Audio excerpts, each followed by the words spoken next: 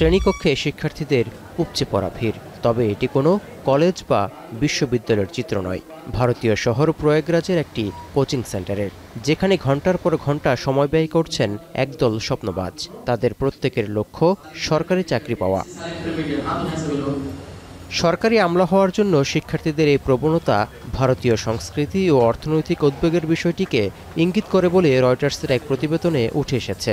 বলা হচ্ছে, বিশ্বের সবচেয়ে দ্রুত বর্ধনশীল অর্থনীতির দেশে বসবাস করা সত্ত্বেও অনেকেই অনিশ্চিত কর্মসংস্থানের বাজারের সাথে লড়াই করছেন, যেখানে চাকরির সুযোগ কিংবা চাকরির নিরাপত্তার কথা বলা কঠিন।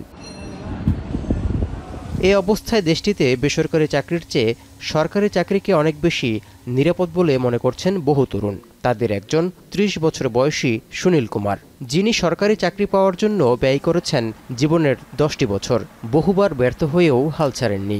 বয়সসীমা ৩৫ বছর পর্যন্ত চেষ্টা করে যেতে চান তিনি। তাছাড়া সময়মতো বেতন পাওয়ার নিশ্চয়তার জন্যও সরকারি চাকরি পেতে চান অনেকেই। गवर्नमेंट जॉब में सिक्योरिटी, इसलिए हर कोई जॉब में ट्राई करता है। यूँ ही नहीं अपना कोई 8 से 10 साल गंवाता कहीं पे।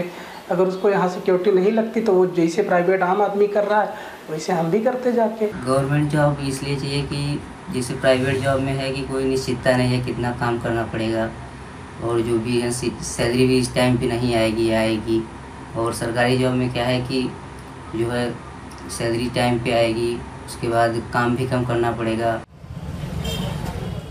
সরকারি চাকরির প্রত্যাশীদের পুঁজি করে দেশটিতে কোচিং ব্যবসাও চাঙা হচ্ছে।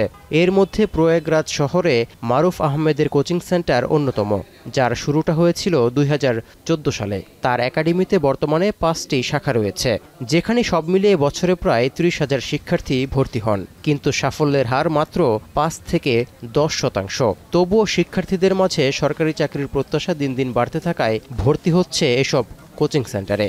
जनसंख्या डे बाई डे बढ़ ही रही है। फॉर्म भरने की जहां हम लोग फॉर्म भरते थे, जो है यूपीपी के इस बार 50 लाख लड़का फॉर्म भरा है, जबकि ये सबसे बुरा दौर कहा जा सकता है। इतना बच्चा फॉर्म कभी नहीं डाला होगा जितना इस बार डाले।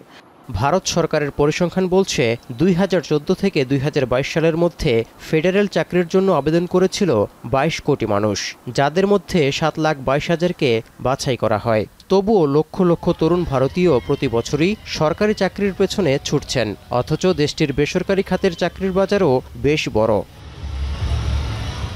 তৌহিদুর রহমান, এখন বিশ্ব।